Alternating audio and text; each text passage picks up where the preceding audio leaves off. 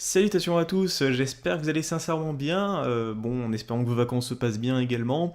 Voilà, alors je vais vous expliquer pourquoi je n'étais pas présent ces derniers temps, pourtant on est en vacances, enfin en fait, pour une rectification plus précise, vous êtes en vacances, moi non, je travaille pour me payer mon appartement au Crous à Marseille.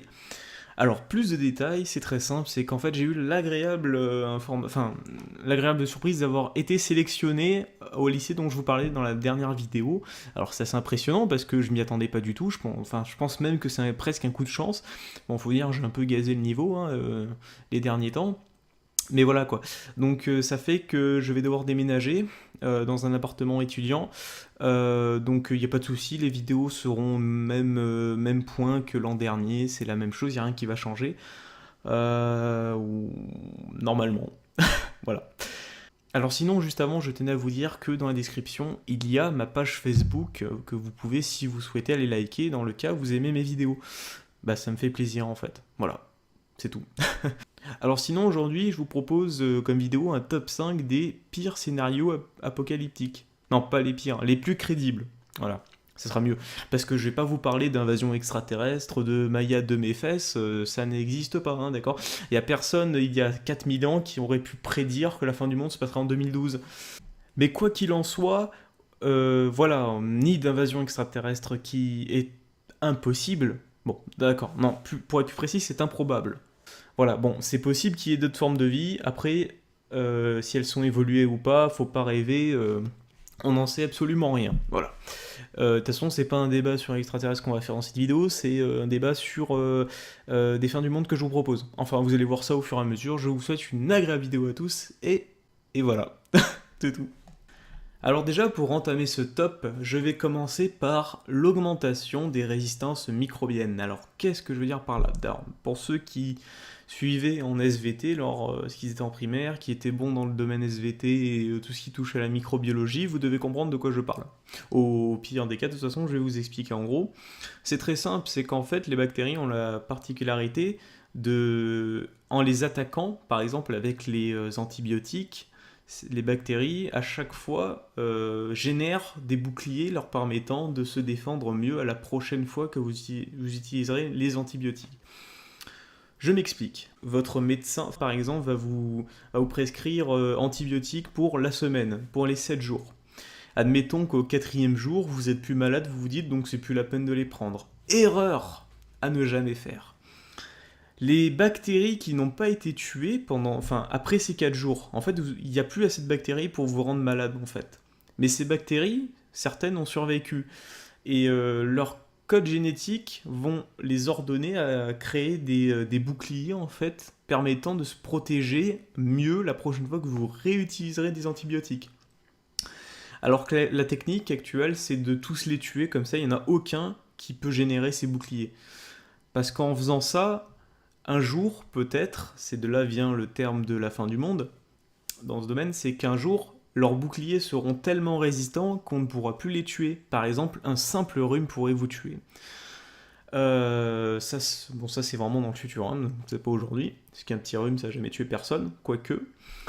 Donc en fait, qu'est-ce qu'on peut faire pour éviter cela? Car c'est indéniable, c'est inévitable entre nous, puisque avec l'élevage intensif, où on gave les bêtes à l'abattage d'antibiotiques pour éviter de rendre malade le client et ainsi éviter un procès, les bactéries qui vont résister à ce gavage d'antibiotiques vont devenir de plus en plus résistantes, et donc un jour, comme je vous l'ai dit, elles seront invulnérables.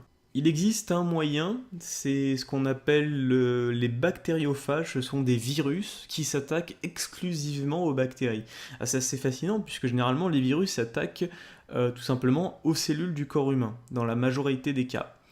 Et en fait, ce virus qui vit principalement, je crois, dans les lieux très sales tels que les égouts, se développe sur des bactéries. Donc ça permet de tuer toutes les bactéries, le virus ne va pas vous attaquer à vous, et donc ça permet de soigner la personne sans prendre d'antibiotiques. Donc effectivement, les chercheurs sont en train de pencher vers cette question. Est-ce qu'on peut remplacer les antibiotiques par ces virus bactériophages? Des tests ont été assez favorables à cette idée puisque c'est assez efficace. Mais voilà, est-ce qu'un jour les bactéries trouveront des moyens pour éviter que le virus les attaque? Ça reste à voir dans le futur, mais voilà. Déjà, premier scénario de fin du monde, les bactéries invulnérables. À la quatrième place, je vous propose un grand classique, l'astéroïde. Vous allez me dire, oh non, il va encore nous faire l'amalgame qui va s'écraser sur Terre. Eh ben non, ce coup-ci on va changer un petit peu le scénario, mais ça sera quand même un astéroïde qui sera responsable. Alors je m'explique, déjà, comme vous le savez, dans l'univers il y a des milliards et des milliards, x puissance milliards de tonnes de matière qui dérivent dans l'espace. Il n'est pas impossible que un astéroïde puisse nous frôler un jour, voire carrément s'écraser sur la Terre. Mais bon, je vais pas trop en parler. D'ailleurs, je vous rappelle un petit cours d'histoire, c'est que les dinosaures, il y a 65 millions d'années, ont été éradiqués par un astéroïde qui s'est écrasé sur le golfe du Mexique. Lorsqu'il s'est écrasé, pourtant il n'était pas très gros l'astéroïde, hein, il a éradiqué avec lui 70% des êtres vivants sur la planète Terre. C'est assez énorme, alors imaginez qu'un jour un astéroïde encore plus gros arrive, comment on fera pour s'en débarrasser? Bon, ça je vais pas en parler puisque, bon, je suppose qu'avec des engins nucléaires on peut le faire. Quoique, j'en sais rien, il faudra demander aux Américains. Sinon, imaginons, enfin, comme vous le savez, la Terre tourne autour de elle-même, et elle-même, elle tourne autour du Soleil. Et d'après vous, qu'est-ce qui se passerait si un astéroïde frôlerait de très près la Terre sans la toucher, hein, sans la faire exploser, etc. Imaginons qu'en la frôlant, l'astéroïde change la rotation de la Terre. D'après vous, qu'est-ce qui peut se passer? Alors dans les légendes urbaines, on va entendre dire que le fait d'inverser la rotation de la Terre remonte le temps, ou alors d'arrêter la rotation ferait tout simplement arrêter le temps, ce qui est des conneries, je vous le garantis. La seule chose que ça va faire, enfin d'abord il faut que vous imaginiez, vous avez par exemple un ballon d'eau dans les mains. Vous le posez par terre, vous le faites tourner. Ensuite vous arrêtez le ballon. L'eau à l'intérieur continue de tourner, vous êtes d'accord avec moi? Eh ben c'est la même chose qui va se passer sur Terre. C'est pas avec l'eau, c'est avec l'air. Oui, enfin l'eau aussi peut-être. C'est-à-dire qu'en fait, la rotation a offert une énergie énorme au vent et à tout ce qui est sur Terre. Et si jamais la rotation s'arrête, l'air va continuer à tourner autour de la Terre, mais de façon beaucoup plus puissante. Certains chercheurs appellent ça tout simplement l'énergie accumulée par la friction rotationnelle de la Terre. Donc ça libérerait une énorme chaleur démentielle et des vents à plus de 1600 km/h, détruisant presque tout sur son passage. Voilà, ça c'est un bon scénario ça. Je pense qu'il faudrait s'en inspirer pour un film américain de ces quatre. Non, je dis ça parce que les Américains, c'est des fous quand même. Je viens de voir un film d'astéroïdes hier soir. C'était bizarre. Hein. Bon, bref, passons à la prochaine étape. En troisième position, j'ai choisi le conflit mondial, la troisième guerre mondiale. C'est assez improbable comme scénario, mais c'est tout à fait possible, malheureusement. Et puis, je tiens à vous garantir que, vu les avancées technologiques que nous avons fait dans le nucléaire et dans les armes atomiques, ou les armes tout simplement à hydrogène, la bombe à hydrogène, tout ça, les armes biologiques, je veux dire, on va pas y échapper, quoi. Si jamais il y en a un. C'est tout à fait possible, hein. Je vous rappelle, hier encore, il y avait la guerre froide entre les Américains et les Russes, hein. C'était pas cadeau, hein.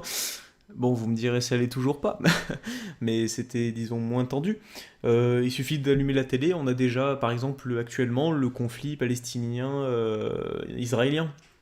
Il y a plein de conflits comme cela qui peuvent engendrer une collaboration des pays voisins, par exemple, qui souhaiteraient s'intégrer au conflit et enchaîner jusqu'aux pays les plus puissants du monde pour finir, pourquoi pas, sur une troisième guerre mondiale, on sait jamais. Bon, j'espère pas, bien sûr. Normalement, ça devrait pas le faire, puisque je pense que beaucoup de monde ont peur de la guerre, surtout ceux qui l'ont vécu, s'ils sont encore en vie actuellement. Voilà. Mais c'est tout de même possible. D'ailleurs, je vous laisse regarder tout simplement le nombre de bombes, enfin, le nombre d'engins nucléaires que possède chaque pays, à peu près, dont ceux qui sont activés, donc prêts à être envoyés à tout moment. Enfin, presque à tout moment. Hein. Bon, j'exagère peut-être un peu, mais bon, voilà quoi. Et je vous garantis qu'avec ça, on peut détruire une planète. Hein. Pas la détruire complètement, mais détruire toute forme de vie sur la Terre. Voilà, à cause des retombées radioactives en priorité. Et puis la bombe nucléaire en soi est très puissante. Puisque c'est quand même un souffle de plusieurs milliers de degrés et ça atomise tout sur son passage. En deuxième position, c'est l'activité humaine qui remporte ce prix. Pourquoi? Tout simplement car nous sommes, quelque part, si on regarde à la vue de la Terre, nous sommes un petit peu comme des organismes vivants profitant de l'hôte. C'est un peu ça finalement le concept. Nous sommes des sortes de bactéries qui utilisent les ressources de l'hôte jusqu'à l'épuisement de ce dernier à sa mort. C'est exactement pareil au fond quand on regarde bien l'homme. Nous coupons les arbres, nous asséchons les rivières, nous pompons le pétrole que nous retransformons en gaz à effet de serre. Je veux dire, c'est un cercle très vicieux et la nature n'a pas le temps de se reconstituer derrière, causant ainsi la destruction de notre environnement. Alors, bon, effectivement, actuellement, on va dire que l'argent a pris une telle importance dans notre monde que finalement, l'écologie passe après l'économie. Effectivement, on peut pas s'occuper de l'écologie sans une bonne économie, c'est logique, parce que quand les gens sont au chômage, ils vont pas penser à ne pas polluer, ils vont penser à trouver un travail en priorité. Alors, comment on peut voir les choses? Je sais pas comment je pourrais aborder ça sans créer polémique, mais bon, je vais tout simplement pas le faire, mais je vais faire un constat personnel. C'est quelle allure on va d'après les estimations. Sur ce graphique, on peut voir l'estimation des richesses restantes par rapport au temps. En gros, le temps qui reste avant l'épuisement de ces dernières. Voilà. Alors effectivement, ça peut être assez accablant quelque part, mais je pense que d'ici là, avec un peu de chance, quand on aura évolué dans l'aviation, enfin pas dans l'aviation, pardon, dans comment dire, le déplacement dans l'espace, quoi, tout simplement, je ne connais pas le mot exact, et que nous pouvons nous déplacer vers d'autres planètes pour récupérer des matériaux importants, ça sera une bonne avancée entre nous. Mais d'ici là, voici les estimations avant la fin de tout cela. Et enfin, en première place, pour le meilleur scénario, j'ai bien évidemment choisi le Soleil, qui est l'un des meilleurs scénarios fin du monde apocalyptique. Et oui, puisque c'est inévitable, tout simplement, car la Terre se rapproche chaque année de plus en plus du Soleil jusqu'à un jour l'atteindre et le toucher, avant d'être désintégré, puisque le Soleil fait une température de seulement 15 millions de degrés. Interne et externe 10 000 degrés, ça va quoi. Je veux dire, sortez les merguez, on va faire un barbecue les gars. Non, j'y crois pas. On va être légèrement carbonisé pour ne pas dire détruit, atomisé, voilà.